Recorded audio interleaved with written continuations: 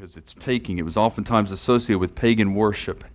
Neither fornicators, sexually immoral people, nor idolaters, nor adulterers, those who go into an affair with another man's wife, those that go into an affair with another woman's husband, nor the effeminate. Again, this is something that's probably referring to, could be referring to a cultural thing of what was done at that time. Nevertheless, it was a tragedy.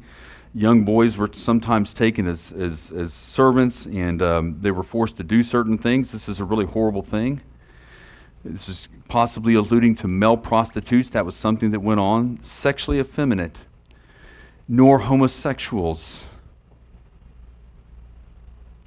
nor thieves. Interesting. Notice that the sexually effeminate and the homosexual, this is a distortion of, again, we go back to the 7th commandment, right?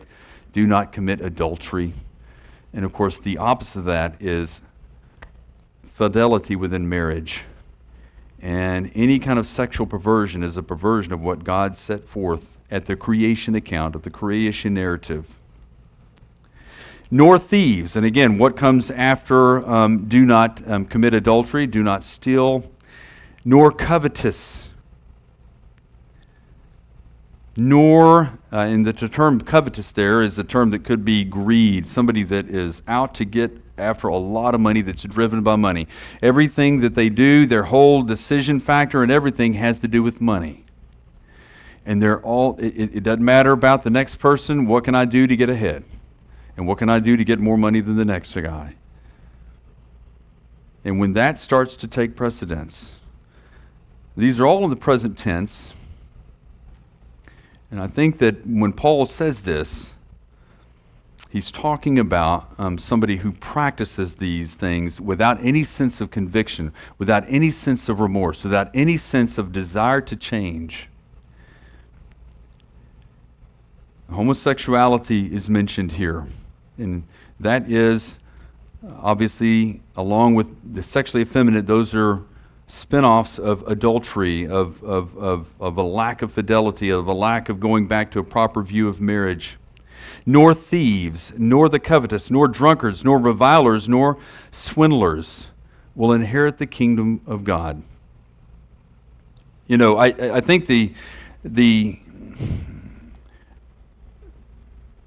danger within liberal Christianity is that oftentimes they'll look at this and say, well, we all struggle with these, and why are you guys pointing out, you evangelicals, why are y'all pointing out one over that of another? And you're prioritizing all the emphasis on this, and you know, it doesn't matter. We all struggle with these, therefore you shouldn't be finger pointing. It really doesn't matter. That's one way to handle this, but that doesn't really handle the problem. I mean, because at the end of the day, if somebody states that, then they're admitting that any particular one of these is actually a sin. So it does nobody any good to say, well, we're all sinners and it doesn't really matter what we're doing, we all struggle. That's not a reason to dismiss any of the things on this list here.